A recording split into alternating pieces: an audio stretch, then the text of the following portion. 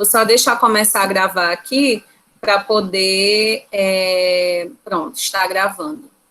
Boa noite, tá certo? Uma alegria, uma satisfação reencontrá-los, graças a Deus. Mais uma semana, né? Cada semana vencida é motivo de comemoração, agora que a gente está chegando no final do semestre, né? Vai ficando cansativo, vai ficando puxado, então é preciso a gente tirar força, às vezes, de onde não tem, né? Mas vai dar certo. A gente só tem aí praticamente mais 3 semanas de aula, né? E aí já vamos vivenciar novamente o período de AV2, e isso é muito, muito bom, significa que daqui a pouquinho a gente vai estar num novo semestre, né? Avançando aí no curso. Então, eu sempre gosto de tentar, de alguma maneira, dar um gás, assim, dar uma palavra de ânimo nesse momento, porque mês de novembro é igual junho, né? No caso do primeiro semestre, é natural ir batendo cansaço, e nessa modalidade aí do EAD, né, que a gente não tem tanto contato, às vezes não tem aquele apoio dos colegas, aquela amizade, aquela conversa de corredor, aquele momento que a gente se distraía, ria, paquerava, enfim, aí o negócio vai ficando mais pesado. Mas, por favor, né, lembrem-se disso, está bem pertinho, estamos quase encerrando, e se Deus quiser, daqui a pouco, férias, né, merecidas férias. E, gente, eu quero falar com vocês agora, né, vou começar dando um aviso importantíssimo, e vou terminar a aula revisando esse aviso, que é assim, para que, enfim, quem chegue depois também tenha a oportunidade de ouvir ao vivo, e você que está assistindo a aula, né, assim, de forma assíncrona, somente a gravação também tem a ciência. Pessoal, nós havíamos marcado nossa avaliação parcial 2 para os dias 11 e 18 de novembro. Foi isso que a gente deixou aqui combinado, tudo certo, etc e tal. Porém, nós vamos ter aí uma coincidência de datas, né? Hoje à tarde eu faço parte da comissão de organização do Leão Júris. A gente teve uma reunião hoje, né? Eu, professor Otto, professor Cristiano, professora Josiane, professora Daniele, professora Tamires, né? Enfim, nós que compomos aí a comissão. E a gente vai precisar alterar a data, né? Inicialmente a gente tinha pensado nos dias 19 e 20 de novembro, e aí não ia coincidir com nossa avaliação parcial. Mas, em razão de nessas datas, a faculdade já ter um outro evento do curso de fisioterapia, se não me engano, então o marketing não pode dar a mesma assistência, né, para os dois cursos, então é necessário que não haja essa coincidência de datas. Então, por conta disso, a gente precisou antecipar o nosso evento para os dias 17 e 18. Então, como, obviamente, a nossa prioridade é a participação de vocês nesse congresso, né, que dessa vez vai acontecer, infelizmente, nesses moldes, assim, à distância, mas que a gente está trabalhando ao máximo para tentar que seja atrativo, que seja produtivo, etc. Então, não convém que seja um dia de avaliação o dia do Leão Júris, porque aí, no caso, a gente não ia poder estar lá prestigiando as palestras, né, a gente ia ter que estar aqui em sala de aula virtual, acompanhando as apresentações. Então, por conta disso, pessoal, eu já tinha ventilado com vocês essa possibilidade na semana passada, na semana anterior, e eu estou só confirmando agora, né? Na semana anterior, acho que vocês lembram que eu disse que talvez a gente tivesse aí a coincidência com o Leão Júris, e aí, por conta disso, atenção, equipes de 1 a 4, certo? As equipes de 1 a 4, elas irão fazer aí seus duelos, né? Terão as suas apresentações. Gente, vou precisar atender essa ligação, só um minuto.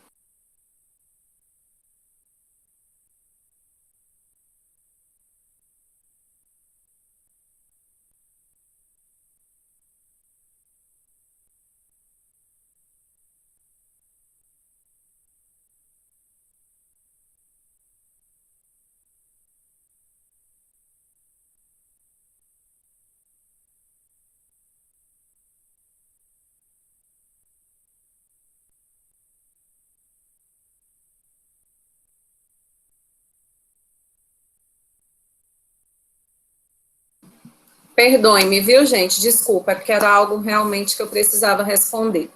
Bom, então, por conta disso, as equipes de 1 a 4, tá certo? Semana que vem estarão aí apresentando, iniciando o nosso duelo. E as equipes de 5 a 8 na semana seguinte, né?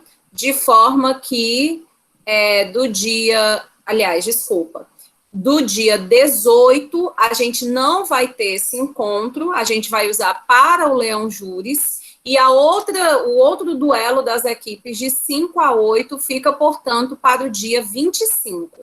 Aí vocês vão dizer assim, mas Francilda, 25 já é semana de AV2. E sim, é verdade. Porém, gente, vocês ficam com a prova de AV2 disponível para vocês, né, durante aí 10 dias. Eu devo disponibilizar a prova já no início da semana e vocês têm até a outra semana para me enviar. Então, não tem problema, penso eu, se vocês concordarem, da gente usar o horário da aula para fazer o debate, porque isso não iria impactar, né? Vocês não vão fazer a prova durante o horário da aula. E aí a gente deixaria livre a semana do dia 18, então a gente teria as equipes de 1 a 4 se apresentando semana que vem, e as equipes, né, de 5 a 8 somente no dia 25, mas com a condição, né, de que todos estejamos inscritos e participando do Leão Júris no dia 18. Tá compreendido isso, gente? Fica todo mundo confortável com essa decisão? A gente precisa repensar a avaliação? Ou tá tranquilo dessa forma? Estou vendo o pessoal dizendo aqui no chat que sim. 2 pessoas disseram que sim. Então, ok? Tá ok?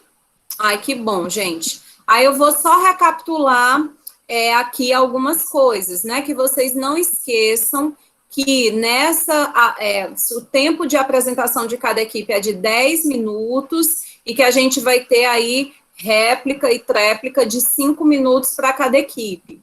E que vocês devem preparar a argumentação. Nós falamos aqui muitas vezes, né, sobre o elemento estratégico da argumentação, né? Que a gente não faz as coisas no sopetão, no improviso. Normalmente isso tende a não dar certo, a não ser legal. Então, vocês vão preparar essa argumentação por escrito e vão me enviar por e-mail. E aí, atenção, todas as equipes, né? Isso também é uma pequena alteração na nossa metodologia. Eu havia dito que no dia da apresentação, as equipes enviariam para o meu e-mail as suas teses, né, argumentativas. Então, por conta dessa questão aí, de que as equipes de 5 a 8 só vão poder se apresentar no dia 25, para que eu tenha tempo hábil, né, de fazer a correção dessas argumentações, então a gente vai fazer assim, todas as equipes vão me enviar, né, por e-mail até o dia 18, tá certo? Então, o envio da argumentação escrita, o envio da tese, vocês lembram que a gente combinou assim, que 1 ou 2 pessoas, no máximo, por equipe, elas vão apresentar oralmente a tese argumentativa. Vão usar aí da retórica, né, da oratória, da linguagem corporal, e vão apresentar para a gente. E o restante da equipe vai se dedicar à confecção dessa tese por escrito para me enviar por e-mail. Então, nesse caso, para que não fique assim, né, muito apertado para eu fazer a correção, vocês viram que eu lancei de forma rápida as notas de vocês de AV1, dentro do prazo que a coordenação solicitou, né, que era para ser lançado tudo até dia 21 de outubro, eu lancei, né, uma semana após a data de AV2, a data final, as notas de vocês já estavam lançadas, eu prezo muito por isso. Então, para que eu possa corrigir com tranquilidade, a gente vai, portanto, alterar essa metodologia que tinha ficado combinada e, portanto, todas as equipes, todas, me enviem aí as teses argumentativas até o dia 18, tá certo? Então, obviamente, as equipes de 1 a 4, eu acho que seria ótimo se vocês pudessem enviar aí logo no dia 11, logo semana que vem. Eu já está adiantando aí meu trabalho de correção. E as equipes que vão se apresentar dia 25 teriam aí até o dia 18 para enviar. Mas, enfim, para que não fique injusto, né, para que não diga assim, fulano teve mais tempo que eu, enfim, a gente vai deixar esse envio para todos até o dia 18. Temos alguma dúvida, gente, sobre isso? E nessa parcial 2, pessoal, eu vou ser um pouco mais criteriosa, né? Vou ser um pouco menos mãezinha do que eu fui lá na V1, né? A gente teve, assim, algumas coisas, a gente teve, assim, algumas coisas bem simplórias que não cabe mais a gente errar agora. Tipo, a gente na avaliação não fez parágrafo, né? O texto todo justificado. Então, pelo amor de Deus, não façam isso. O desconto de pontuação, nesse caso agora, né, vai ser maior. Vocês não devem pecar na pontuação, então eu preciso organizar os meus parágrafos, ponto, final, vírgula, né? Eu preciso que o texto tenha coesão, tenha coerência. Eu não vou utilizar gírias, eu não vou utilizar expressões coloquiais, né? Então, por favor, o cuidado que faltou, assim, né, para algumas pessoas na AV1, fiquem atentos agora para na parcial 2, né, não se repetir, porque haverá desconto de pontuação por essa questão da estética do texto. Tiago, é escrita e é apresentada. Foi aquilo que a gente combinou semana passada. O trabalho é em equipe, 2 pessoas da equipe vão fazer a apresentação oral, vão defender essa tese oralmente.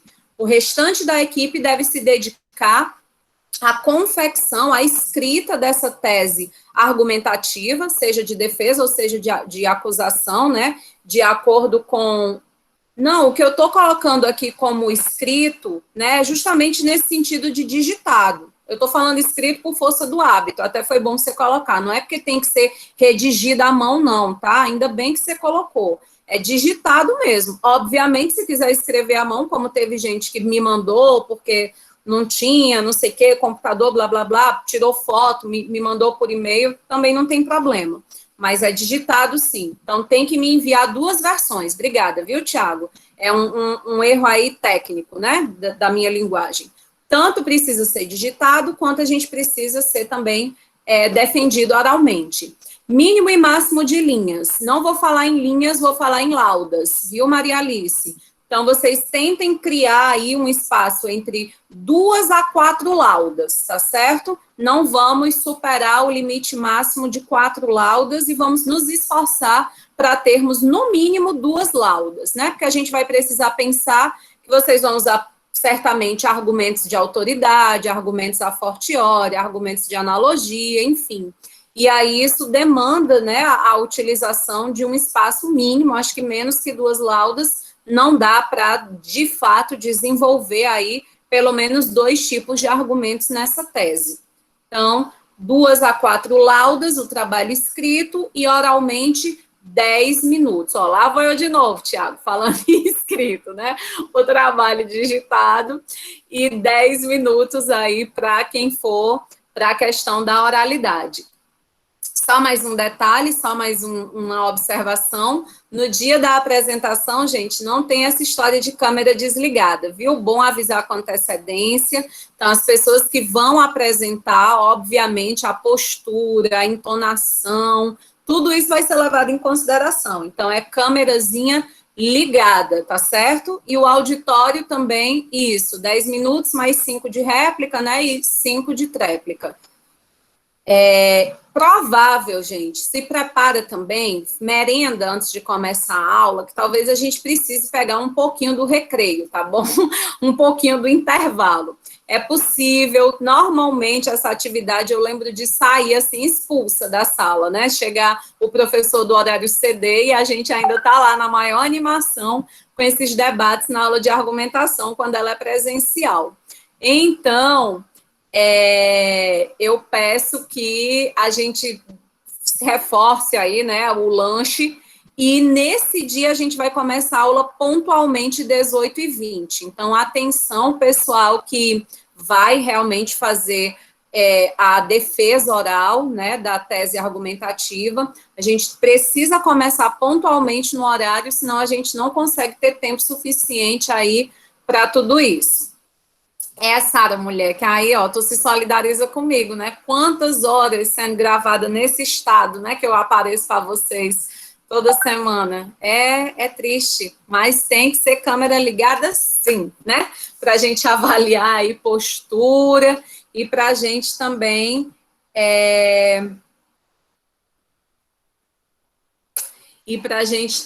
se divertir, porque é uma atividade, além de, né, ter o seu caráter, obviamente, pedagógico, mas costuma ser bem divertida, interativa, e com câmera desligada fica muito sem graça.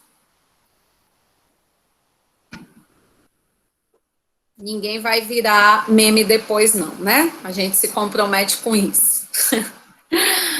Embora que de vez em quando me mandam alguma figurinha minha, né? O povo não tem Jesus no coração. Pega a pessoa no pior momento e ainda por cima transforma em figurinha. Mas é isso mesmo, né? É a vida. A vida como ela é. Tiago, o argumento até, né, tentou aí, mas não vai ter minha adesão, não. Ser ligada mesmo. E a tendência é piorar, né, Sara? Oh, meu Deus do céu. Bom, gente, então vamos nós, tá certo? Vou projetar aqui nossos slides de hoje.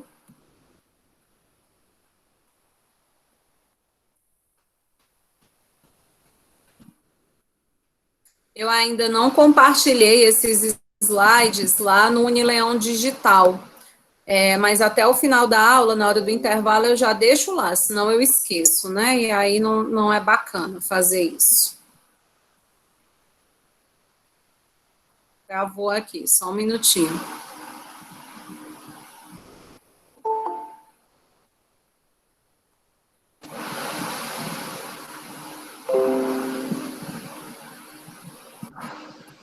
Estão visualizando, gente? Sim. Ah, beleza. Gente, semana passada, né, vamos recapitular aí, eu sempre gosto de esquentar aí nossos motores, pensando no que a gente conversou na última semana, né, para não já chegar chegando, né, jogando, assim, conteúdo novo, sem a gente nem lembrar direito, peraí, deixa eu me situar, né, semana passada a gente falou sobre o que mesmo, né, não lembro bem. Então,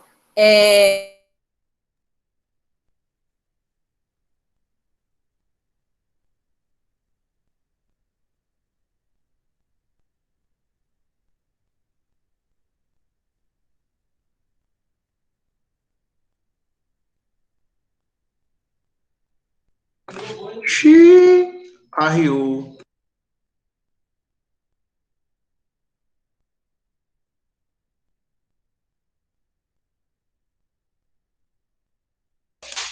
Rodou na hora da aula. Boiou.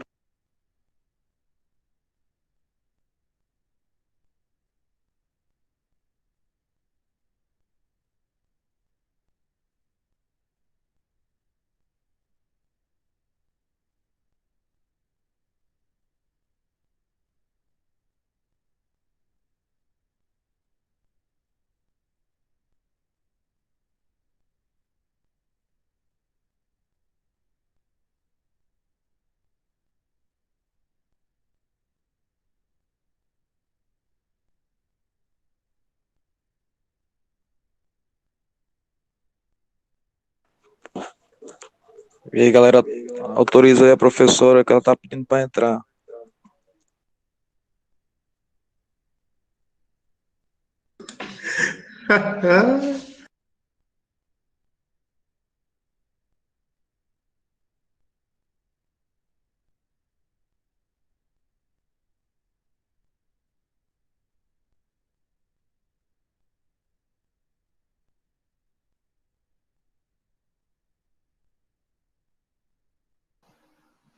oi, gente, desculpa, né? A minha internet está normal aqui, mas por alguma razão desconectou.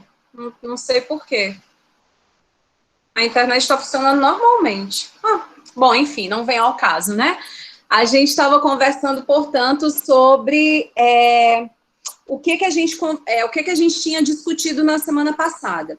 E pelo que eu lembro, nós estávamos falando sobre os tipos de argumentos, né, que nós iríamos utilizar no discurso jurídico. Então, a gente falou do argumento contra o homem, né, e a gente disse assim, nossa, muitos autores tratam o argumento contra o homem como falácia, mas não necessariamente será falácia, né, nós vimos que só haverá falácia se nós tivermos, é verdade, viu, Aislan? A gente vai ver que só haverá falácia se nós, de fato, difamarmos, né, se nós, de fato, injuriarmos, né, caluniarmos, mas quando existe, né, a possibilidade de nós comprovarmos, né, o demérito que nós estamos trazendo para aquele sujeito, então isso é um argumento, e é um argumento válido, é legítimo, né, no contexto de uma eleição, por exemplo, né, Aislan, conhecer aí algo de demérito a respeito do candidato, sendo verdadeiro, obviamente, não sendo aí fake news, né, é algo de extrema importância, né, que os sujeitos tenham conhecimento para decidirem, né, de forma mais lúcida, de forma mais clara, a respeito do seu voto. Então, a gente viu, portanto, que o argumento de autoridade, o argumento contra o homem, ele pode ser utilizado desde que a gente tenha aí, né, o devido respeito à dignidade do sujeito humano. Nós falamos sobre o argumento ad hominem, né, nós falamos sobre o argumento de autoridade, que também muitas vezes é apresentado pelos autores como falácia, mas a gente discutiu aqui em sala que no caso da argumentação jurídica, especialmente, não necessariamente, né, será falácia. A falácia, ela somente acontece quando nós achamos que podemos, né, pela nossa posição social, pelo nosso prestígio acadêmico, pela nossa experiência de vida, né, conquistar, ter a adesão do auditório, somente, né, por isso. Então, nesse caso, de fato, se torna uma fala falaciosa. Mas quando a gente está dizendo que essa autoridade, ela decorre, né, de uma letra de lei, por exemplo, né, você encerra a discussão, a pessoa dizendo, isso não pode, isso não é válido, isso é injusto, isso não é certo, o direito não permite. Você traz, então, a lei, você traz o código, você traz uma jurisprudência, você traz um princípio e diz, é válido, pode, olha aqui, né, isso já está tipificado na norma, isso já é consolidado na jurisprudência, isso já é presente na doutrina mais abalizada. Encerrou-se a discussão, muito provavelmente. Porque quando a gente usa o argumento de autoridade, muitas vezes a gente tem a oportunidade de chegar à demonstração, ou seja, a uma prova concreta, né, difícil de ser questionada, que se apresenta muito mais próxima, né, da ideia de verdade do que de verossimilhança. Então, o argumento de autoridade, a gente viu também que é válido, que nós podemos utilizar. A gente falou sobre o argumento por analogia, né, que a gente viu que no nosso caso não se aplica somente aos casos de lacunas, né, para preencher aí as lacunas, como nos orienta a lei de introdução às normas brasileiras, mas é para toda situação que a gente percebe que se a gente estabelecer um elemento comparativo, a gente tem aí a possibilidade de ganhar o nosso auditório, que é bem parecido, né, com o argumento a fortiori, só que nesse caso a gente vai ter aí um quê a mais, né, a gente vai ter aquela expressão, se isso é possível, né, quanto mais aquilo. Se isso não é possível, quanto mais essa outra situação. É uma comparação, mas é uma comparação ainda mais qualitativa, né? Tem um peso aí maior em virtude do fato da gente estar dizendo assim, o menos é possível, então o mais, né, estaria na mesma condição. E aí a gente encerrou a aula, vocês vão me dizendo aí se eu não estou delirando, se eu não estou confundindo vocês com a outra turma, tá, gente? Pelo amor de Deus. Mas, pelo que eu lembro, a gente encerrou, então, né, essa questão dos argumentos, dizendo que esses são os principais, esses são os mais utilizados. Acho até que a gente chegou a comentar mais algum, que eu não estou recordando agora. E que a gente disse o seguinte, não se esgota, obviamente, até porque a argumentação é fruto também da nossa capacidade criativa, né, interpretativa, porém, esses costumam ser aqueles que vão aparecer na maior parte da literatura sobre a argumentação jurídica. Algum comentário sobre isso, gente? Ficou alguma dúvida? Eu sei que vocês já devem ter lido o material, né, que está lá para vocês. já tem bastante tempo, né? Eu estou trabalhando esse mesmo material há 2 semanas, essa é a terceira semana, né? Terceira e última, vou deixar material novo hoje, e eu fiz questão de trabalhar, assim, ele bem esmiuçadamente, né? Indo mastigando mesmo, primeiro porque é um material denso, né? Tinha mais de 50 páginas, 57 páginas, se não me engano. E segundo, porque não é denso somente em quantidade, mas também em conteúdo, né? Eu acho aquele artigo fantástico, acho que o autor esmiuça muito bem, né, esses conceitos que a gente está estudando aqui na disciplina. Então, ficou alguma dúvida sobre isso? Alguma coisa que vocês queiram colocar? Não precisa nem ser dúvida, né? Um comentário, enfim, algo que vocês queiram que a gente fale mais, ou tá tranquilo e favorável e segue o baile.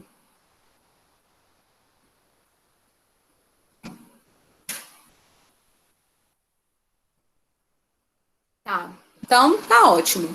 Uma outra coisa que eu acho que é importante a gente revisar, né, recapitular, retomar, para poder dar início aí à nossa discussão de hoje sobre realismo jurídico e sobre as figuras, né, da retórica, é que a gente compare e perceba, né, como que é diferente a estratégia argumentativa quando a gente está dentro de um contexto de um paradigma positivista e quando a gente está dentro do contexto de um paradigma pós-positivista, né? Nós vimos aí que a argumentação acaba sendo mais simples, mais simplista, quando a gente está diante de um contexto positivista, né? Um caso mais fácil de ser solucionado, mais simples de ser solucionado, porque a gente pode encontrar a resposta na norma, né, de forma clara, às vezes utilizando somente a interpretação gramatical, né, exegética, e como o processo de argumentação se torna mais denso, né, mais exigente,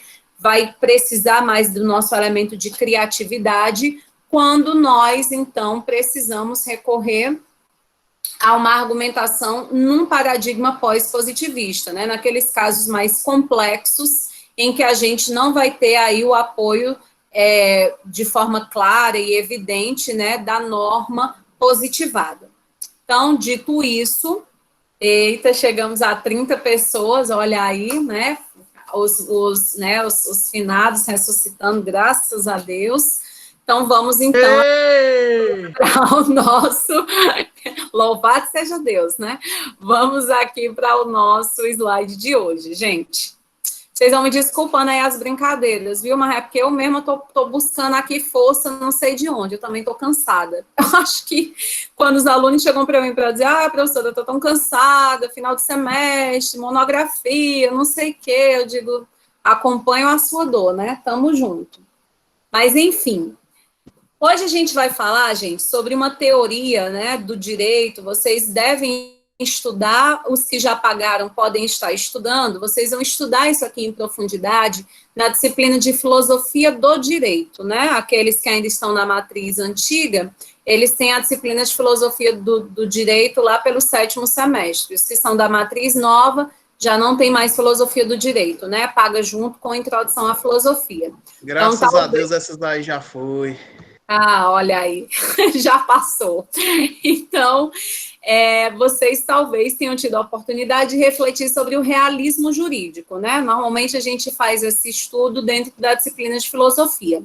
Mas, como a disciplina ficou muito grande, por coitado do professor William, né, e do Yarley darem conta, talvez tenha sido muito rápido, ou enfim, talvez até nem tenha dado tempo de ver essa teoria.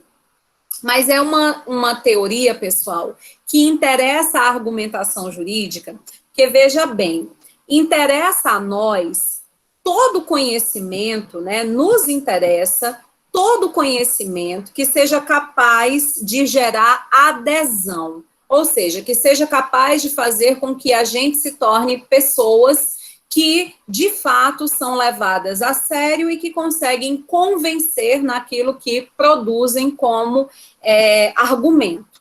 Então, é por isso que para nós interessa demais a psicologia jurídica, né? Como é que funciona a mentalidade do juiz, como é que funciona aí a mentalidade dos sujeitos que compõem um corpo de júri, por exemplo, tendo acesso a esse tipo de informação, como que se dá, né, o processo cognitivo, como lidar com a emoção das pessoas. Então, isso me ajuda na minha prática, então eu preciso estudar isso, né?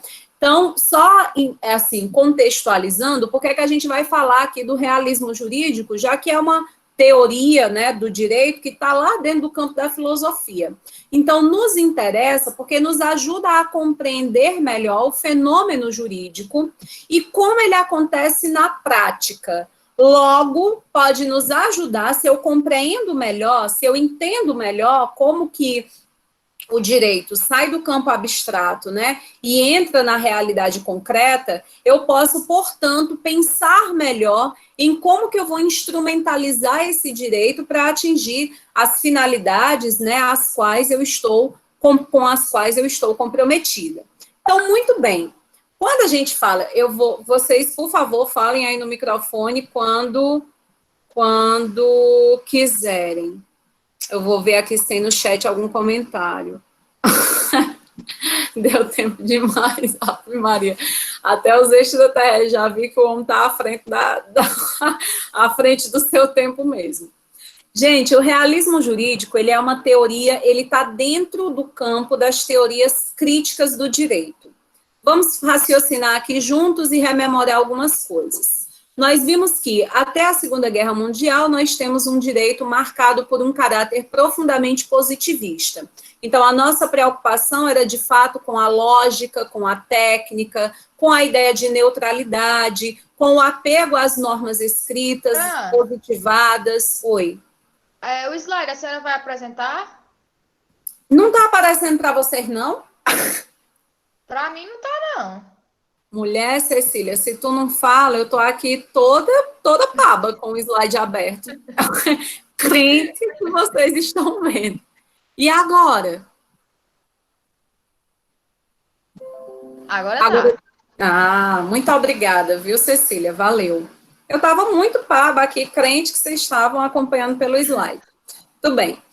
Então, gente, esse contexto ele se quebra após a Segunda Guerra Mundial, não é verdade? Quando a gente vai, então, enxergar, perceber que, na verdade, esse direito puro, esse direito neutro, ele não existe, é uma quimera, é uma utopia, que pode ser perigosa, né? Porque nós podemos manipular esse direito, criar aí todo um aparato normativo que, ao invés de produzir justiça, produz opressão.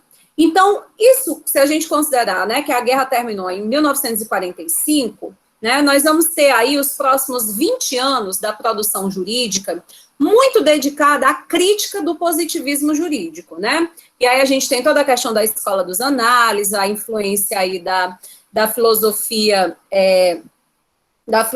comunista, sobre o pensamento, né, de alguns teóricos do direito, que começam a enxergar o direito como algo que pode ser perigoso, né, como um instrumento de dominação das massas. Quando a gente enxerga a teoria crítica do direito, né, dentro da teoria crítica do direito, existem várias escolas, né, existem várias ramificações, mas o que elas têm em comum?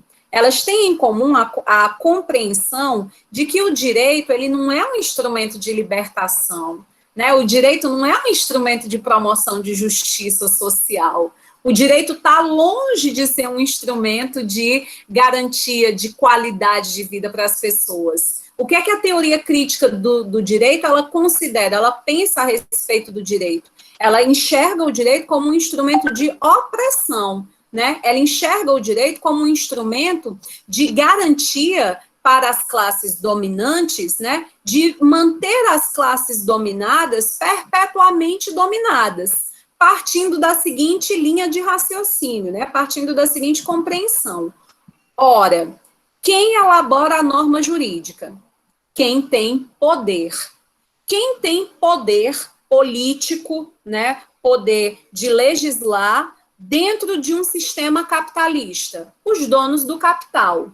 Esses donos do capital, eles não vão elaborar uma norma pensando em dar oportunidade, né, aos sujeitos que eles exploram, que eles utilizam aí como mão de obra, né, para a produção das suas riquezas, para que elas se libertem, para que elas possam ser críticas, para que elas possam estar libertas, né, desse contexto aí opressor. Eles vão querer elaborar normas que mantenham esses sujeitos no seu devido lugar, né, submissos a essa ordem que privilegia uma classe muito insignificante, né, os teóricos críticos do direito, né, eu vou pegar aqui um pernambucano, João Maurício Adeodato, aqui da Federal do Pernambuco, para não pegar os nomes da USP, né, o povo de São Paulo, tipo o Volkmann. Então, essa galera, quando vem dar o exemplo aqui para o Brasil, eles colocam normalmente o exemplo do salário mínimo, né, eles dizem, olha só, como o direito, ele só serve como um instrumento aí de erotização para essa população, né, de fetiche, de ilusão, né? A Constituição garante que o salário mínimo vai garantir que o trabalhador e a sua família, ele vai ter direito a lazer, alimentação, vestuário, previdência, etc e tal. Qual é o valor do salário mínimo? Aí, quando a gente vai para a prática real, para a realidade concreta, a gente observa que, na verdade, esse salário não serve para tudo isso, não compreende tudo isso. E aí a gente tem uma respostinha na ponta da língua para quando isso acontece. A gente fala sobre o dever ser. Ah, mas deveria ser assim, né? O direito positivado, ele vai prever aí o ideal, mas quando a gente traz para a realidade concreta, é natural que existam distorções, então a gente fica conformado. Por exemplo, um sujeito que trabalha aí, né, as 44 horas e se esgota e dá tudo de si e trabalha como um burro de carga, né? Ele chega ao final do mês e recebe aquele valor de salário mínimo. E ele não vai poder recorrer à justiça, ele não vai poder reclamar, né, que esse patrão, que esse sujeito foi injusto. Se toda a legislação trabalhista vigente, ela foi cumprida. Né, mesmo que esse valor não corresponda aí ao esforço físico, emocional, mental que esse sujeito, né, realizou. Então, sem fazer juízo de valor aqui, né, sem dizer se essa teoria, ela é ótima, ela é verdadeira, ela está errada, ela está certa, a gente não está aqui para perder tempo com essas subjetividades, mas sim para compreender, né, para entender o conceito, nós enxergamos, então, nas teorias críticas do direito, sempre uma desconfiança com relação ao direito. Então, quando você observar, você vai comprar um livro, né? Você vai eleger aí um cientista do direito. Não é esses manual para concurso que o pessoal não está produzindo ciência, né? Está só produzindo técnica, bizu e tal. Mas quando a gente vai estudar direito de verdade, direito enquanto ciência, na hora que você vai eleger os autores que você vai querer trabalhar, né, para o teu aprofundamento teórico, você precisa ter cuidado, inclusive, com isso, né? Porque se você escolher autores que estão filiados a essa escola crítica do direito, você vai ter essa visão aqui que eu estou mostrando para vocês. É o direito enquanto instrumento de opressão. É o direito enquanto um instrumento de alienação de boa parte da população. Ou seja, a população está alienada, ela está acreditando que existe lei, que existe uma imparcialidade, que existe um conjunto de princípios que vão orientar ali, ordenar a sociedade, quando, na verdade, essas normas, essa estrutura do judiciário, ela é feita para manter privilegiados no lugar de privilegiados, oprimidos no lugar de oprimidos. Bem dentro, né, daquela história da luta de classes, da teoria marxista, que nós bem conhecemos. Pois, muito bem. Quando a gente fala sobre realismo jurídico, a gente está falando, portanto, sobre uma dessas escolas que surge depois do século XX, depois da Segunda Guerra Mundial, portanto, com esse ar aí de criticidade, né, ao direito positivista e à própria ciência do direito como um todo. E nesse caso, gente, o realismo, ele vai defender essa ideia de que essa neutralidade, vocês lembram que lá no contexto do positivismo, o positivismo, né, puro, o positivismo lá do Kelsen, ele queria mesmo, não era nem imparcialidade, mas é uma ideia de neutralidade, né, o jurista, o operador, quando está ali exercendo o seu ofício, ele não sente nada, né, ele é uma página em branco, ele não decide conforme os seus traumas, ele não decide conforme as suas experiências, ele não decide de acordo com a visão de mundo, né, com a ideologia a qual ele é filiado, a religião que ele segue não o impacta. Ele é uma pessoa que não é impactada por nada. Naquele momento que ele está exercendo ali a atividade jurídica, ele é influenciado tão e somente só, né, pela aplicação da norma pura. Então, em uma crítica a isso, né, que vai ficar bem evidente aqui dentro do realismo jurídico, é de que, na verdade, o juiz sempre, a juíza sempre vai demonstrar um pouco de si ou muito de si a cada decisão que a cada decisão que é produzida, né, por ela, por ele. Então, quando a gente está falando do realismo jurídico, nós estamos dizendo que não existe sequer uma imparcialidade, né? Como muita gente compreende imparcialidade, como a ideia de que não, eu tenho a minha religião, eu não nego, né, a influência das minhas experiências, os traumas da minha vida, a realidade da minha infância, eu não nego que eu sinto tudo isso no momento que eu estou ali exercendo a minha atividade julgadora. Porém, eu consigo me distanciar disso. Na hora que eu estou emitindo ali o meu parecer, na hora que eu estou peticionando, na hora que eu estou produzindo a decisão judicial. Eu consigo deixar minimamente de lado, isso não me impacta. Então, o realismo jurídico vem justamente para contradizer essa posição e dizer que as decisões judiciais, elas refletem as preferências pessoais dos juízes. Porque não existe uma resposta única, uma resposta concreta. Essa seria a solução adequada para o caso, somente essa. Não existiria outra saída. Isso é impossível, né? Devido à complexidade aí das nossas relações sociais, dos casos que chegam até o judiciário. Todo caso que chega até o juiz, até o tribunal, ele poderia ter várias saídas viáveis, né? Legais, possíveis. Então, existe ali uma escolha pessoal, né, acerca daquela escolha, daquela decisão, daquela saída que foi considerada a mais adequada. Portanto, o que é que isso interessa a nós?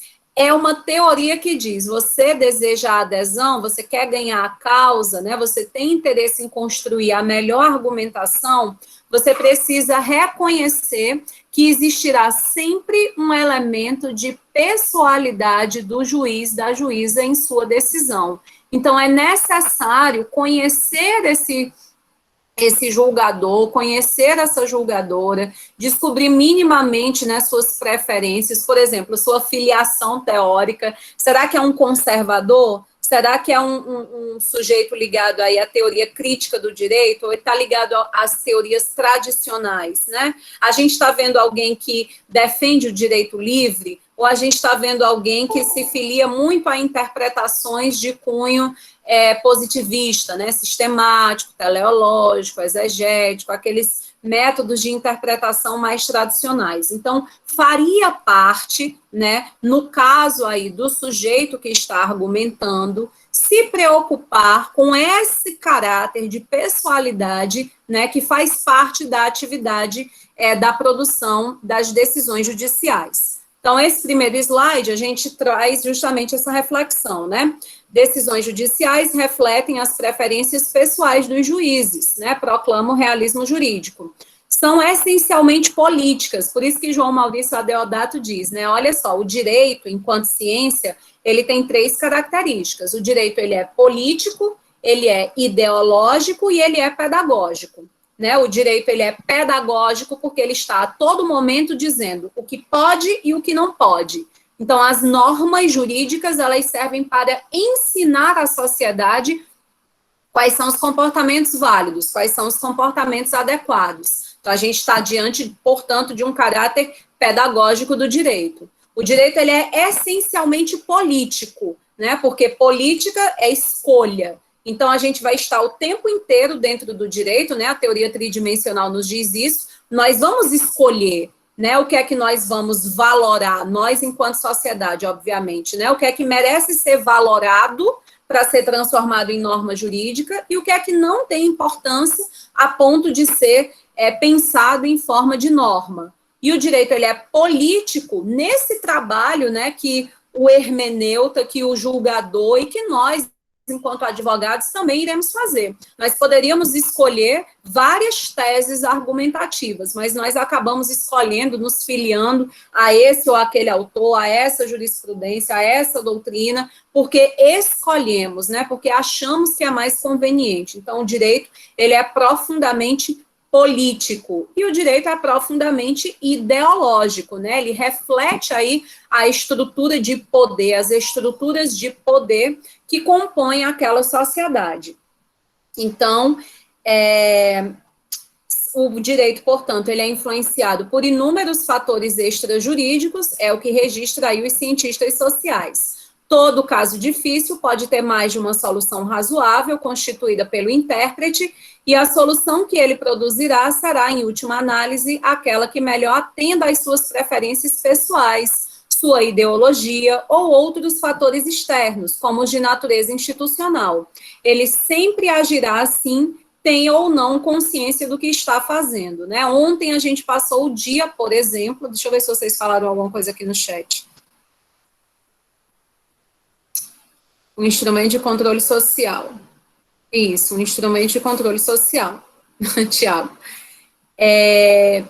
Nós passamos o dia ontem bombardeados aí com informações, com reportagens, né, sobre o caso da Mariana Ferrer. Quantas vezes a gente não abriu, né, nas nossas redes sociais, nos noticiários, nos sites, etc., informações sobre isso. E isso vem gerando uma discussão em torno de alguns conceitos chaves, né?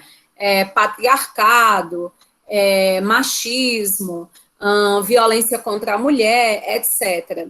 O momento em que a gente discute esses conceitos, né, polêmicos, é verdade, Marcos, a gente está discutindo um pouco de realismo jurídico, porque nós estamos dizendo o seguinte, teve até uma postagem de alguém que colocava assim, mulheres, estudem, né? Nós precisamos de mais delegadas, de mais juízas, de mais membros do Ministério Público, para evitar que mulheres sejam constrangidas no judiciário. Então, isso é uma quimera, né, gente? Então, é uma análise tão simplória, ao meu ponto de vista, porque fica parecendo que somente os homens são machistas, quando, na verdade, nós, enquanto mulheres, podemos também ter posturas machistas, né? Então, o fato de ter uma mulher exercendo uma função, por exemplo, no judiciário, né, enquanto magistrada, não é segurança de que, agora sim, nossa, ufa, é uma juíza, então não vai ter aí. Isso é uma análise muito simplória, né?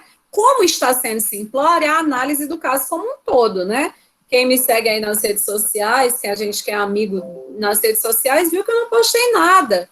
Gente, todo mundo hoje em dia quer ter uma opinião, né, sobre tudo, é tão cansativo, e às vezes nessa velocidade de querer ter opinião sobre tudo, a gente acaba cometendo aí a falácia, né, das análises extremamente simplistas. Eu vi o dia inteiro ontem a galera falando, né, sobre o fato de que o estupro culposo não existe, e eu fiquei impressionada, né, com o poder da linguagem. Quanto mais a gente estuda a linguagem, a argumentação, etc., a gente vê como que isso é fundamental, é fantástico, porque as pessoas são muito facilmente manipuladas, né? Então, em momento algum, menos ao que me consta, né, até o momento, a gente vê o Ministério Público, né, falando sobre essa história de que, como tese, né, argumentativa, então a gente vai absolver em razão de que o cara é um estupro culposo. Em momento algum isso acontece, né? O que a gente vê ali? O Ministério Público, né, solicitando, né, a absolvição, defendendo a tese de absolvição, diante do fato de que, para o Ministério Público, a gente não teria prova suficiente de que o consentimento dado pela vítima, o sujeito não tinha como saber, né, houve um erro de tipo, ele não teria condição de saber se ela estava ou não em condição de consentir. E como não existe, nesse caso, a modalidade culposa, logo ele deveria ser absolvido. Tese que o juiz admite, né? Tese que o juiz aceita, inclusive corroborando com a ideia de que não existe, né, exame toxicológico, enfim, que comprova aí uso de droga, etc e tal. E aí, por favor, né, vou já abrir aqui para quem quiser falar e tal. Em momento algum estou minimizando, né, em momento algum estou dizendo que a vítima é mentirosa, nada disso. Só estou colocando aqui que a gente pegou uma frase, né, foi preciso até o Intercept colocar isso de público, dizer, olha, em momento algum nós trouxemos aqui na notícia essa ideia de estupro culposo, né, mas nós trouxemos, mas as pessoas pegaram a frase e saíram compartilhando, então muito mais ajudaria, né, a vítima, o movimento de mulheres, penso eu, né, muito mais o debate sobre o machismo, né, sobre o patriarcado, sobre a forma como aquele advogado tratou a vítima. Aquilo não é defesa técnica, né? Aquilo não é argumento contra o homem. Aquilo ali é falta de ética, aquilo ali são os péssimos profissionais. Aquele sujeito, para mim, é uma caricatura, né, do que a gente tem de pior na nossa prática jurídica. E que demonstra, já que ele é um dos advogados mais ricos, né, prestigiados lá do Sul, demonstra como nós ainda temos, né, profissionais que conseguem chegar ao topo da carreira se comportando, né, daquela forma. Então, a gente perde muito. Eu não sei se vocês seguem, né, mas, inclusive, sugiro, né, que vocês, de repente, depois tenham um tempinho para ver a análise da Gabriela Prioli, né, a Gabriela Prioli, ela tem uma página no Instagram, ela é mestra em Direito Penal pela USP, e a pobre foi super achincalhada, né, assim, pelo pessoal, porque estavam interpretando ela mal, né, ela trazendo essas considerações, dizendo que a gente não devia focar nessa coisa do estupro culposo, porque não está presente, né, como tese argumentativa, mas que a gente devia pensar nessas outras, né, circunstâncias. Exatamente, Cecília, mais razão, menos emoção. E aí hoje os bichinhos dos alunos do primeiro semestre, né, Josiane comentando que eles tudo doido, né, querendo entender. Então, você imagina, o sujeito já é universitário, está no primeiro semestre, e ele ainda não consegue, ele não tem noção de se defender dessa emoção, né, e de ser guiado pela razão. Você imagina se o sujeito que está lá no senso comum, né, sem acesso à educação formal, etc. e tal. Como é fácil manipular esses sujeitos. Então, dentro da linguagem, dentro da argumentação, a gente precisa ter esse limite ético, né? E eu estou falando tudo isso porque no slide, né, a gente coloca aqui que o direito vai ser sempre ideológico, né? Que o juiz, a juíza, por mais que negue, né, que está fazendo algo eu estou fazendo de forma completamente racional, eu nego que as minhas ideologias, né, que as minhas preferências pessoais, elas estejam impactando aqui no caso. Então, o realismo jurídico vem para defender que isso é mentira, né, que de forma consciente ou inconsciente vão aparecer, sim, as nossas preferências, as nossas ideologias, as influências, né, que nós estamos aí cercados. Então, é por isso que se eu tenho uma sociedade, de fato, machista, né, se eu tenho uma sociedade profundamente violenta contra mulheres, o judiciário reflete isso, porque esses sujeitos não são neutros, né, então é de extrema importância reconhecer essa pessoalidade. Jardel, não querendo defender o advogado, mas e se não ocorreu estupro? Como fica o rapaz que foi acusado? Com o direito ao contraditório, né? Como aconteceu. Tanto é que ele foi absolvido, né, Jardel? Né? Se realmente não houve, e se, em alguma medida, aquela sentença judicial garantiu justiça, né? O cara foi inocentado, foi, olha aí, tá vendo? Isso não aconteceu, ok. Então, a gente vai ter o direito a quê? Ao contraditório e à ampla defesa, que é o que está garantido para nós lá na Constituição Federal, né, no Código de Processo Penal, etc. e tal. Agora, o que é que eu não posso? Eu não posso, gente, de forma alguma, dizer que a defesa, né, que a ampla defesa, que esse contraditório, ele é ilimitado, né, que me permite tripudiar, humilhar, né, qual é a relação, né, Jardel, que ele tenta criar ali, por exemplo, ridicularizando a vítima, de que, você não é virgem coisa nenhuma, porque você tinha um monte de foto sensual na internet, Deus me livre de ter uma filha como você, olha o tipinho que você é, né, você estava devendo aluguel, você estava sem dinheiro, e aí você aproveitou a situação. Então, precisamos falar em ética, precisamos falar em bom senso, precisamos fazer o que o Edgar Morin, né, proclama aí, dentro dessa ideia de uma educação humanizadora há tanto tempo. Nós precisamos, eu acho ridículo isso, sabe, gente? Eu achava, na verdade, ridículo quando a gente falava sobre educação humanizadora, né, humanizar os profissionais. Eu acho isso extremamente pleonástico, né? O sujeito humano, como é que ele vai ser humanizado? Ele já é um ser humano. Mas a gente fala sobre essa humanização muito mais no sentido, na verdade, né, ela tem um sentido aí de sensibilização, né? Precisamos sensibilizar. Então, vou defender, é necessário realizar a defesa, é necessário expor, né, que o sujeito está mentindo, eu preciso, o interesse do meu cliente, ele está acima de tudo para mim, porque a advocacia é uma profissão de meio, eu vou usar todos os meios possíveis para defender meu cliente, vou sim, né, e a gente chama isso de defesa técnica, não à toa, a gente tem uma permissão, né, dentro do nosso código de ética para que a gente, enfim, fica ali imune, né, a qualquer punição. Mas, porém, contudo, todavia, no entanto, nós não podemos perder o nosso senso de humanidade. Então, humilhar, ridicularizar, ofender, isso não traz ganho, né? A ideia de que, daquilo que a gente promete, né, quando a gente jura lá na OAB, contribuir para uma sociedade justa, contribuir para a formação cidadã, contribuir para a organização social, de forma alguma. Então, é uma vitória suja, né?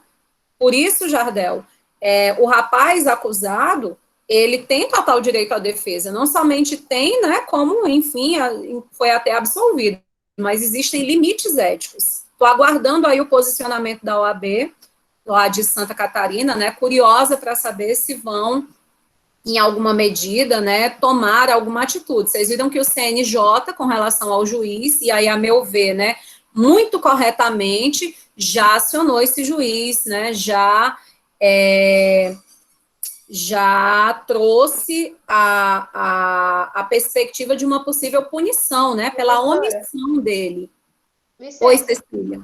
A senhora falou que queria ver o pronunciamento da OAB de Santa Catarina, e eles se Sim. pronunciaram ontem sobre, e falaram assim na postagem: nos últimos 5 anos foram aplicadas 664 penas de suspensão e 28 advogados foram excluídos. Aí ele pega e fala: a OAB Santa Catarina, por intermédio do seu Tribunal de Ética e Disciplina, atua no sentido de coibir os desvios éticos. Estamos dando sequência aos trâmites internos, que consistem em oficiar ao advogado para que preste os esclarecimentos preliminares necessários para o deslinde da questão. Que bom. Ô, Cecília, obrigada. Eu ainda não tinha visto. Muito obrigada. Gente, isso é extremamente necessário, porque a gente está incluído, ainda inserido numa cultura jurídica. Eu, por exemplo, fui formada nessa cultura jurídica, né, do vale tudo, né, dos professores que diziam que para ter sucesso, você não pode ter amizades, nem em sala de aula, você não sabe ali se aquele seu colega no futuro não vai ser o seu opositor, não empresta livro, não empresta caderno, eu não estou aqui para ensinar nada, porque eu não vou criar cobra para me picar. Gente, a cultura jurídica brasileira, ela foi muito formada nesse sentido. A gente vem falando sobre essa história de humanização profissional, nós vemos assistindo, né, esse comprometimento da OAB com essa preocupação de fiscalização dessas atividades éticas de forma muito recente, né, nos últimos 20 anos, digamos assim. Mas ainda temos muitos profissionais formados nessa velha escola do vale tudo, né, tudo pelo ganho da causa, tudo pelo dinheiro. E se a gente continuar com essa mentalidade, e aí você tá lá, né, eu tô nem aí, eu vou ganhar o dinheiro mesmo, e vou ser milionário e tal e coisa. O problema é que você sofre também. Aí eu faço igual o autor aí que eu tô trazendo no slide, né, o juiz, mesmo que não saiba, está sendo influenciado. Então você, mesmo que não saiba, mesmo com os milhões, você está sendo prejudicado. contribuindo para essa sociedade mais belicosa, mais violenta, mais agressiva, né? Isso é prejuízo para toda a coletividade. Paloma, embora ele tenha ultrapassado todos os limites possíveis da ética, ele baseou a defesa dele todinha para atribuir descrédito à vítima. Pois é, tirando inclusive de contexto, né? A defesa usou a argumentação ad hominem.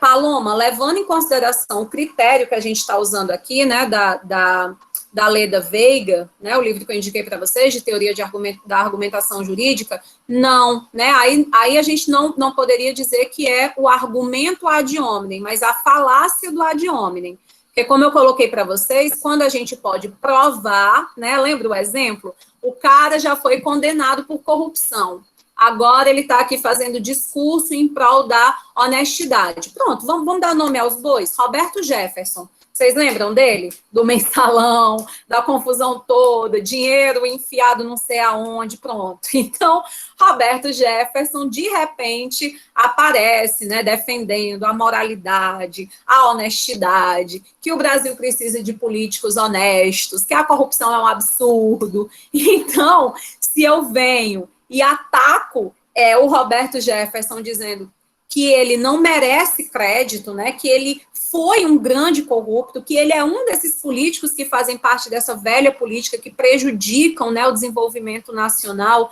é um argumento ad hominem. Por quê? Porque eu não estou difamando, eu não estou caluniando, eu não estou injuriando. Existem provas, fatos concretos, né, que essa minha fala é uma fala que está amparada em um histórico que pode ser por todos verificado.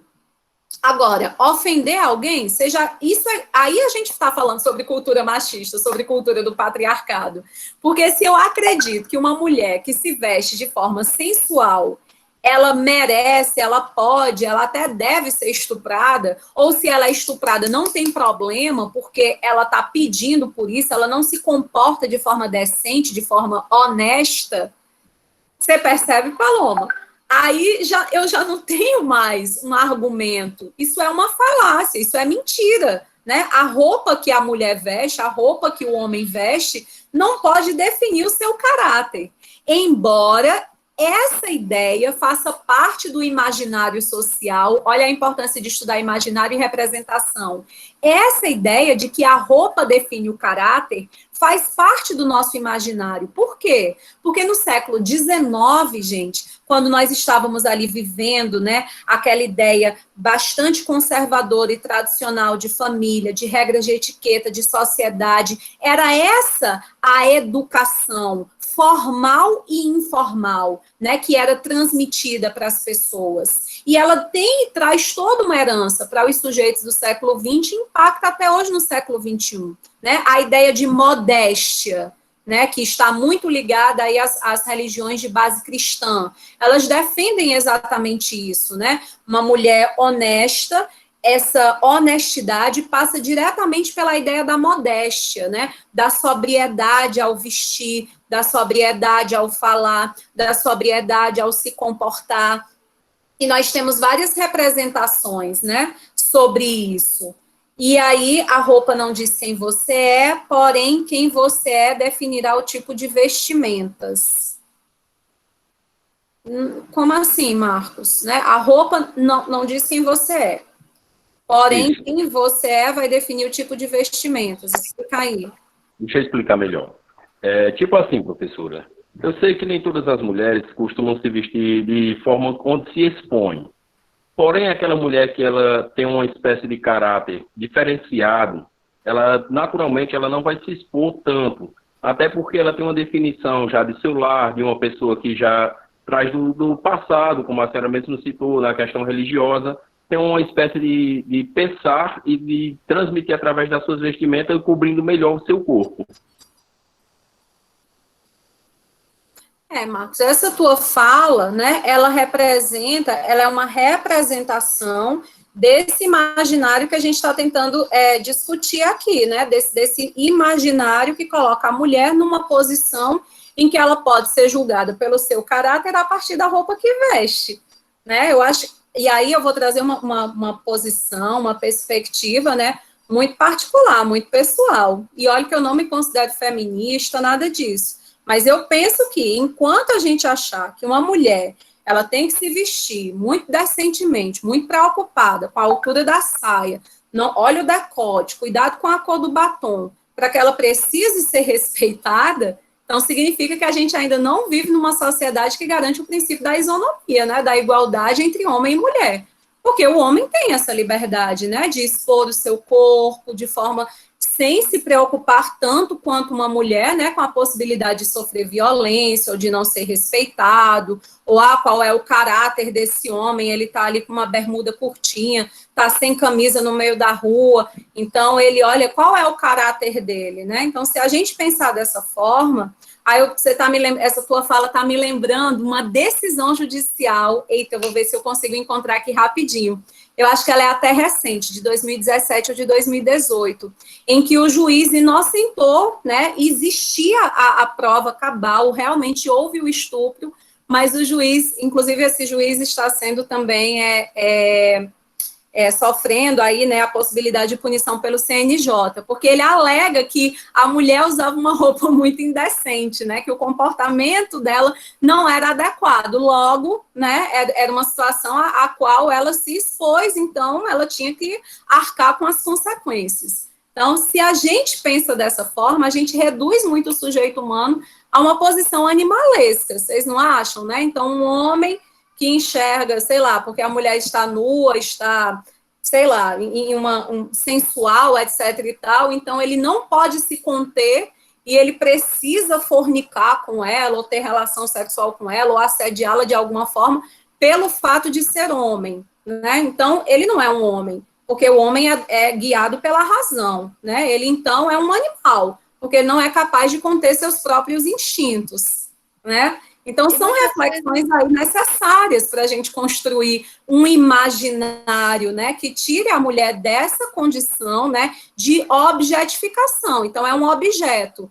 Se está ali arrumadinho, bem vestidinho, essa tem um bom caráter, né? Se está ali com uma roupa sensual, expõe muito o corpo, então essa não tem caráter, está mais predisposta a sofrer violência, né? Isso é muito perigoso, é no mínimo perigoso.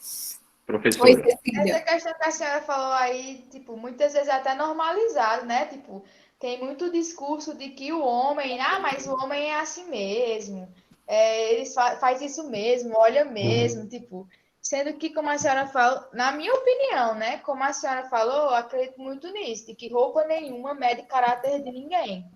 Até porque, como a senhora falou, muitos homens andam, tipo, para cima e para baixo sem camisa, vão malhar só com aquelas regatas, esse tipo de coisa. Aí, quando a mulher vai, sei lá, só com top, aí já começam tipo, assoviar para ela, soltar piadinhas, esse tipo de coisa. Então, eu acho que está muito ligado com o modo como a nossa sociedade ainda pensa nos dias de hoje. Não é à toa que muito se falou na questão da audiência, né, com a Mariana, e o modo como o advogado foi agressivo com ela, mostrando as fotos dela, ela até citou na audiência que falou que ela não era santinha, que o modo dela vestir, isso não iria falar quem era ela ou deixar ela de ser. Eu fiquei muito chocada quando eu vi o vídeo da audiência, e eu lembrei até do que a senhora explicou sobre a questão que a gente deve ser agressivo na argumentação, porém com limites. Quando começar a ofender, então a gente deve cessar essa argumentação, porque, né, já ultrapassou o direito do outro. Sim, eu estou te ouvindo e não estou olhando para a câmera, viu, Cecília? Desculpa, porque eu estava tentando encontrar aqui essa decisão. Me cobrem no WhatsApp, pelo amor de Deus, porque aqui só está aparecendo, né, quando eu coloquei aqui estupro no Google, só está aparecendo mesmo esse caso, que foi recente e tal. Mas tem essa decisão, ela é recente e ela trata exatamente da roupa, né? E tem tudo a ver com a nossa aula de hoje, que é sobre realismo jurídico, né? O fato de que na sentença o juiz, ele não pode deixar de se mostrar, né? Ele acaba demonstrando a ideologia, a religião, ou a ausência de religião, enfim, ele acaba escolhendo ali um viés pessoal, né, para resolver o caso que lhe chega, né, no formato de decisão judicial. Mas eu realmente não estou encontrando agora, mas eu faço questão de deixar para vocês, para a gente pensar em realismo jurídico, tá bom? Nesse sentido, gente, voltando aqui para os nossos slides, né, a gente não fugiu do nosso tema, a gente simplesmente contextualizou, né, o que a gente está falando diante de uma decisão.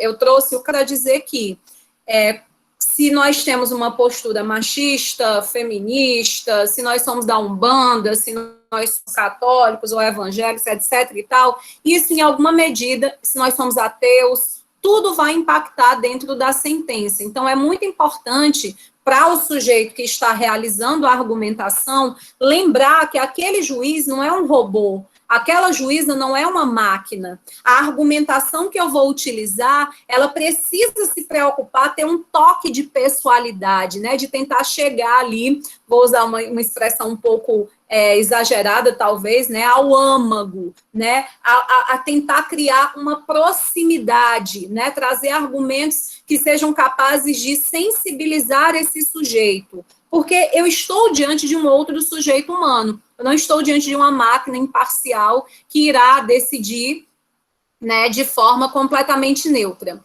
E aí, ao analisar o realismo jurídico, o Barroso, ele orienta que as decisões judiciais, o tempo todo, né, elas vão estar ali mostrando elementos extrajurídicos. Incluem-se valores pessoais e ideológicos do juiz, assim como outros elementos de natureza política e institucional. Por longo tempo, a teoria do direito procurou negar esse fato, apesar das muitas evidências, né? E isso fica bem claro quando a gente trata desse tipo de tema, né? De temas polêmicos, né? Como aborto. Então, impacta diretamente na posição do profissional a concepção filosófica, ideológica, religiosa que ele tem a respeito, né, do fenômeno. Essa técnica é valiosa, né, no mundo jurídico, porque a gente, sabe a palavra certa na hora certa? Essa história aí também de estupro culposo não existiu em nenhum momento dentro lá da sentença. Não sei se vocês já tiveram a oportunidade de ler a sentença, né? Eu li hoje. Em momento algum isso aparece, embora seja sigilosa, né? É até uma questão extremamente confusa, né? Para a gente avaliar como que isso foi divulgado, etc. e tal. Mas, enfim. Mas essa expressão foi a palavra certa na hora certa. Se queriam criar mídia, se queriam mobilizar a sociedade, se queriam que o povo parasse, né, para debater o assunto, conseguiram. Então, a gente precisa, nessa nossa atividade argumentativa, encontrar o argumento certo, nesse momento certo. A linguagem é a nossa ferramenta de trabalho, né? Então, a forma como a gente se expressa, com quem a gente dialoga, né, os exemplos que a gente fornece, tudo isso, né, vai revelar muito da nossa atividade profissional, vai reverberar na nossa atividade profissional. E a argumentação, o sujeito que argumenta, às vezes ele está tão apegado à sua própria visão do caso, né, ele está tão apegado àquilo que ele acredita, que ele tem como crença, que ele esquece que ele não está fazendo aquela argumentação para ele mesmo, né? Ele é a pessoa que menos interessa ali, o argumentador, a argumentadora. Mas a gente faz para o auditório. Então, nesse sentido, o realismo nos ajuda a lembrar disso. Opa, eu vou fazer aqui essa tese argumentativa, o auditório vai pirar, e aí no dia eu tenho uma adesão baixíssima, as pessoas não concordam comigo, se é uma palestra, se é um debate, ou então a minha petição, eu não alcanço aí o ganho da causa, e eu fico sem entender por que, se eu achei que tinha eleito ali os melhores argumentos. Então, muitas vezes faltou esse exercício, né, de alteridade, de se colocar do outro lado aí em quem vai ouvir. Já pensou, gente, numa plateia ferrenhamente feminista, né, a gente trazer aí uma fala de cunho misógino, machista, Maria, a pessoa sai apedrejada. Então, esse cuidado, né, com o que nós iremos falar, por isso que a gente tem essa defesa técnica. Isso sim é defesa técnica. Se necessário, eu vou mentir. Mentir no sentido de trazer ali uma fala e argumentos que, essencialmente, eu não concordo, né? Não condiz com o que eu defendo, na minha pessoalidade, mas que eu sei que pode gerar a adesão, né, do sujeito que eu estou tentando convencer. Então, é uma técnica valiosa no mundo jurídico, né, que a gente acabou de comentar aqui. O argumentador apaixonado, que só se preocupa com o que ele mesmo sente enquanto argumenta, o faz sem levar suficientemente em conta o auditório a que se dirige. Empolgado por seu entusiasmo, imagina o auditório sensível aos mesmos argumentos que o persuadiram a ele próprio. Então, a gente precisa sair de dentro de nós o tempo todo. Tá, eu concordo. Eu acho mesmo que é necessário ter pudor, é necessário ter bom senso ao se vestir. É deselegante ver uma pessoa, seja homem ou mulher, seminu na rua. Não é adequado. Né? Acho que a pessoa também fez por onde. Isso é o que está aqui na minha cabeça. Aí agora eu vou trabalhar enquanto argumentador. Será que se eu falar isso lá no meu auditório, será que se eu escrever isso na minha tese, vai gerar adesão? Quem são essas pessoas que estão lá? Né? A que ideologias podem estar afiliadas? Qual é a idade, classe social, gênero? Para que, apaixonadamente, né, eu estou tão convencida disso que eu acho que é a única argumentação possível. Realmente, todas as pessoas devem pensar assim e eu naturalizar o pensamento. Então, a ideia, gente, aqui com essa aula de realismo jurídico, é que nós nunca naturalizemos. Nada é óbvio no direito, né? Tipo, é claro, é evidente. A gente até usa essas expressões dentro do nosso discurso jurídico porque elas podem ajudar, né, a gerar adesão. Mas na prática, nós sabemos, não existe nada evidente, não existe nada óbvio, né? A filosofia nos ajudou a pensar sobre isso quando a gente discutiu essa coisa de que não existe verdade absoluta, etc. e tal. Então, eu preciso sempre fazer esse exercício de pensar, tá, isso é o que eu acredito, mas será que será uma tese argumentativa válida, bacana para o meu auditório? Não se deve perder de vista que, odiernamente, restam superados os esquemas puramente lógicos de compreender o direito e a decisão judicial deve ser compreendida como uma experiência axiológica concreta e não apenas como um ato lógico redutível ao silogismo. O que é que Miguel Reale está dizendo aqui?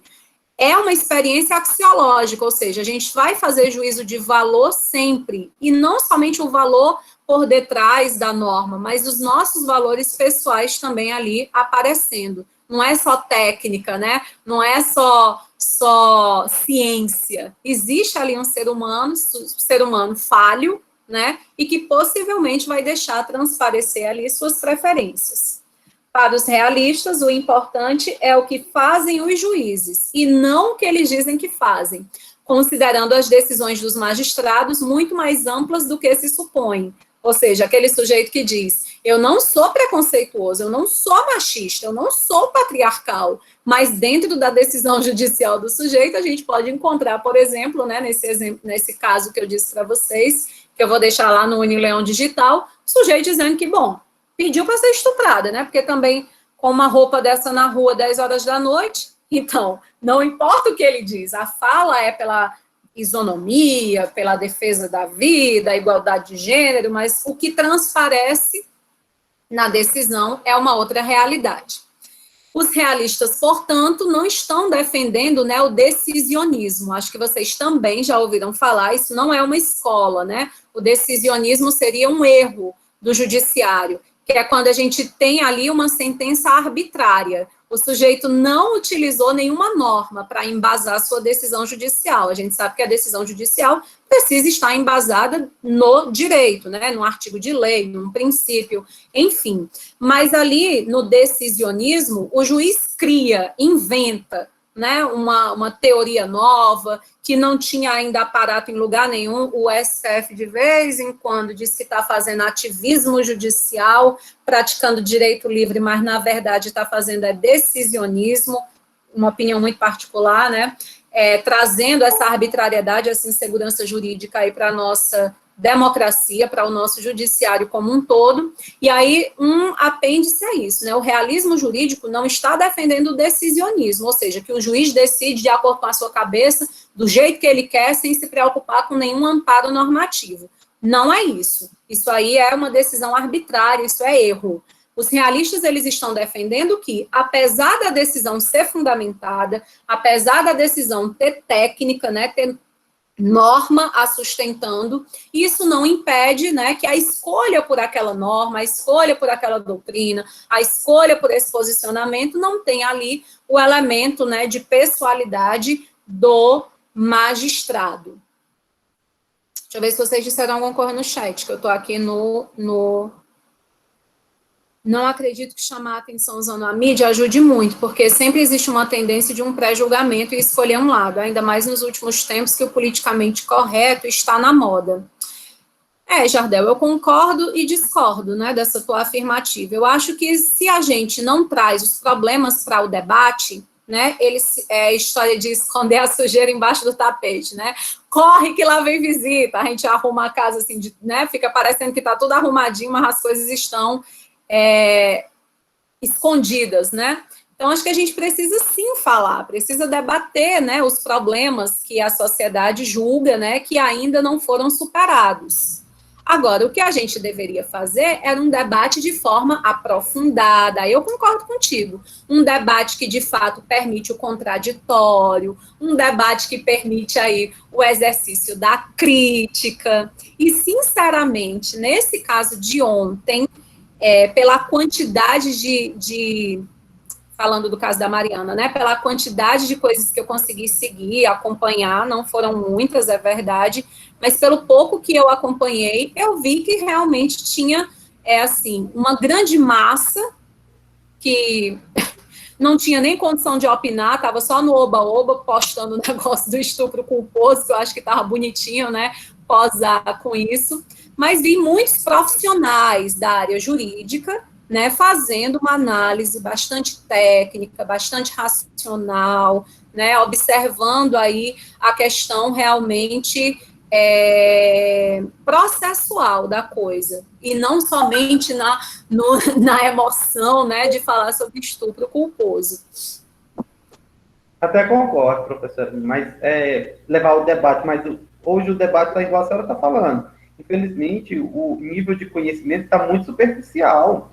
A gente, a própria vítima do caso, já colocando a moça, né, que foi, se disse a vítima, né, e até ela mesma fazia questão de fazer um populismo, sabe, sobre o caso dela, entendeu? Nas suas redes sociais, no seu, assim, ao redor dela, fez toda uma mídia, e a gente sabe que é muito complicado quando a mídia em si se mete em um devido caso que deveria ser analisado um pouco mais tecnicamente, sabe?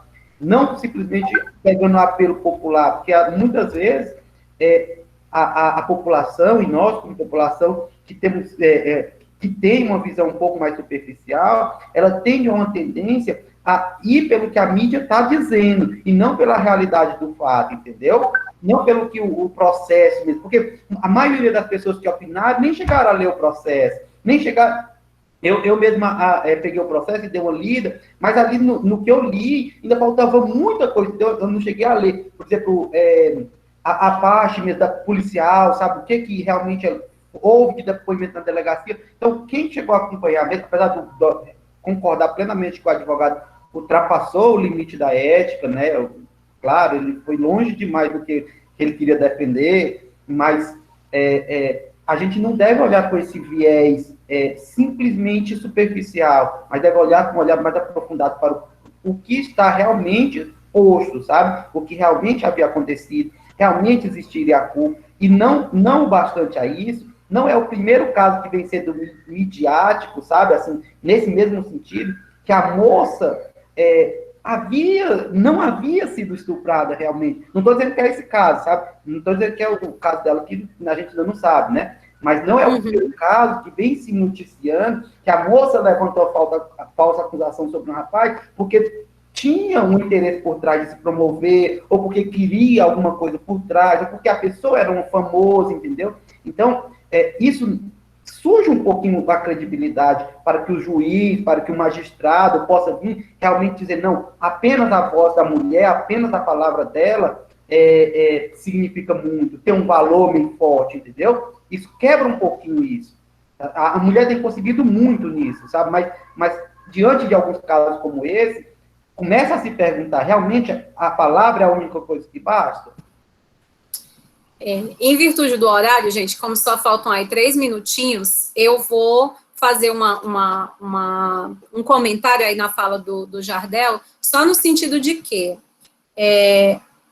talvez, Jardel, essa questão de não levar o debate, né, não transformar em algo midiático, penso o seguinte, né, não é o caso, acho que o problema não é a gente não divulgar, enfim, fazer com que a situação, ela seja o mais amplamente divulgada, até porque no caso de uma pessoa em situação de vulnerabilidade, né, etc e tal, esse apoio social, ele pode fazer muita diferença, né, até vi um comentário ontem que me chamou a atenção, que disse assim, gente, nós estamos falando de uma possível, né, situação de estupro envolvendo uma mulher branca, de classe média, que tem acesso aí a toda uma gama de recursos. Você imagina quando isso acontece com uma mulher negra, pobre, de favela, de periferia, o que é que acontece, né? Nada. Então, eu acho que essa coisa da divulgação, do debate, eu penso que é um processo pedagógico, né, educativo, faz as pessoas pararem, faz as pessoas refletirem. Agora, como nós temos um processo, né, de educação formal e informal bastante frágil, né, bastante insatisfatório, de fato, nós temos aí um grande número de pessoas facilmente manipuláveis, né? Não tem o hábito da leitura, não tem o hábito da pesquisa, não vão ter condição de se aprofundar, né? E aí a gente já vai entrar num outro problema, né? Que é o da nossa educação. Então, mas eu acho que pelo fato de nós não termos, de repente, uma sociedade formada aí com um pensamento crítico, aprofundado, etc., isso também não pode servir de justificativa para que a gente abafe, né, ou não deva comentar determinados casos, porque justamente, talvez, na oportunidade desses debates, é que as pessoas vão ter aí uma mínima informação, um mínimo acesso a conhecer, né, inclusive um pouco mais a respeito do direito. Mas, gente, sobre realismo jurídico, né, vocês me lembrem, a gente ficou no slide 9, quase que a gente terminava, eram 11. Mas, assim, eu acredito que está bem compreendido, né, houve mais manipulação midiática do que pronto. Aí eu concordo contigo, Marcos, né, e aí não é só nesses casos, né, que envolvem estupro ou violência contra a mulher, em tudo, né, política, nessas campanhas todas, né, que a gente vem acompanhando, Brasil, fora do Brasil, a gente precisa ter muito cuidado, né, que é uma coisa que a gente falou aqui em aulas anteriores, né, o exercício da crítica, eu não sigo, eu não acompanho só aquele sujeito que concorda comigo, que tem o mesmo pensamento que eu vou também procurar por outras fontes, o que é que o outro lado, né, as outras perspectivas, para que eu possa, aí sim, construir uma fundamentação própria, uma perspectiva própria.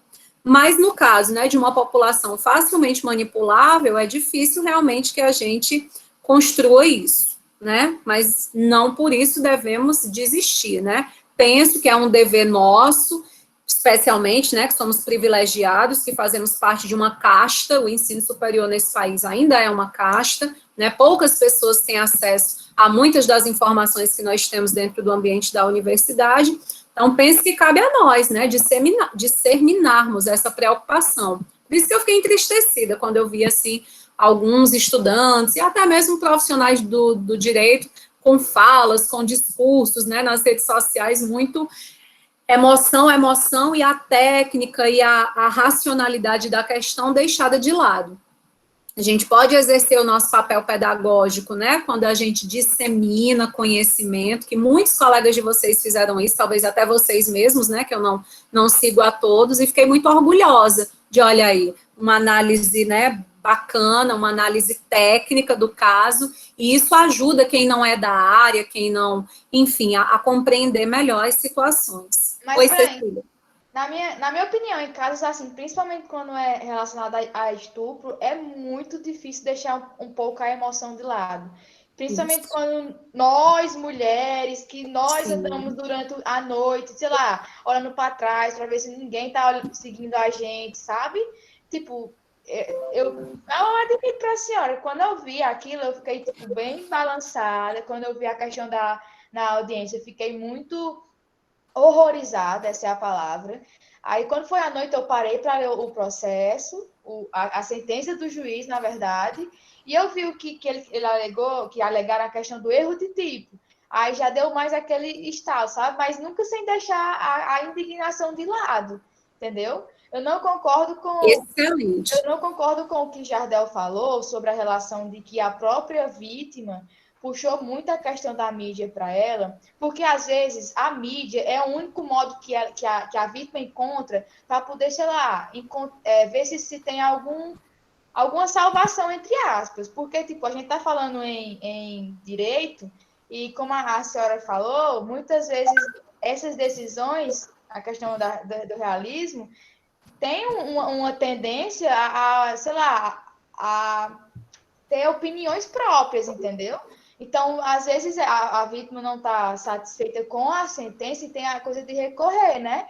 Mas, tipo, acho que a revolta, a questão da humilhação também, principalmente por ser um caso de estupro, uma coisa que mexeu não só com a questão física dela, mas também a psicológica, a questão de violência psicológica, como muitos falam em violência psicológica, até violência institucional, no caso da audiência. Então, eu acho que é uma situação bem complexa para se falar sobre, precisa muito de entender, e acredito eu que nós, do meio jurídico, né, ainda acadêmicos de direito, devemos buscar o máximo informações e passar essa informação da forma mais sucinta possível, não usando, como está em questão do debate, a questão do sensacionalismo. Eu também não sou a favor. O modo como eles puxaram a manchete, colocar estupro culposo, mas já concordo com o que a senhora falou. Talvez esse tenha sido o único modo que eles encontraram de poder buscar visibilidade para aquele caso. Porque não é de hoje que o caso... Quando a gente defende aqui... O caso roda, né? E tá no que tá. Então, eu acredito muito nisso. Quando a gente defende aqui da técnica, da razão, a gente não está dizendo que nós vamos ser insensíveis, né? É uma posição técnica, até porque a aula de hoje foi justamente sobre o fato de que nós não vamos conseguir ser somente técnicos, mas é para chamar a atenção que também não pode ser apenas, né, a emoção, que nós precisamos ser essas pessoas que exercem esse senso crítico e que antes de sair, às vezes, né, compartilhando, propagando, quantas fake news não são divulgadas porque a pessoa recebe e a notícia se espanta e já sai mandando para milhares de contatos sem ter feito uma atividade de checagem antes, né? Então, é sobre isso que a gente está defendendo aqui, né, quando fala sobre a questão da técnica, etc e tal. E sobre essa coisa de discordo e concordo, gente, vocês não vão me ver falando dessa forma, eu tento fazer aqui uma escuta acolhedora, pontuando o que eu acho que é necessário, né, em cada fala, mas procurando ser o mais respeitosa possível, para que todas as pessoas se sintam à vontade, né, de colocar aí os seus posicionamentos. Então, por isso que eu não vou... Cecília, você está certa, fulano, você está errado. Até porque eu não sou juíza, né, a gente não está aqui para isso, senão a gente acaba criando também aqui um ambiente belicoso, né, daqui a pouco eu estou chateado com fulano, que não... Então, a ideia não é essa, é que a gente possa fazer esse aprendizado de escuta respeitosa, né, de escuta afetiva, em que a gente ouve o outro, de repente, eu não concordo comigo, com isso, mas eu tento me colocar nesse lugar de fala para compreender quais são as razões que levam a essa compreensão. Talvez isso me fortaleça na minha posição. Realmente temos muito ainda para lutar, temos muito a fazer, ainda há muito preconceito. Ou então eu diga, olha, isso é interessante, eu nunca tinha pensado nisso. Nesse aspecto, a pessoa de fato tem razão, eu vou repensar a minha posição. É um exercício necessário, especialmente para nós. Mas, gente, já são 8h10, eu estou deixando vocês sem a merenda, ainda tem hora de ceder. Tá bom? Obrigada aí pela atenção. E semana que vem a gente se encontra, equipes 1, 2, 3 e 4, de forma muito respeitosa, né? Farão aí o debate da parcial. Beijão, tchau, tchau.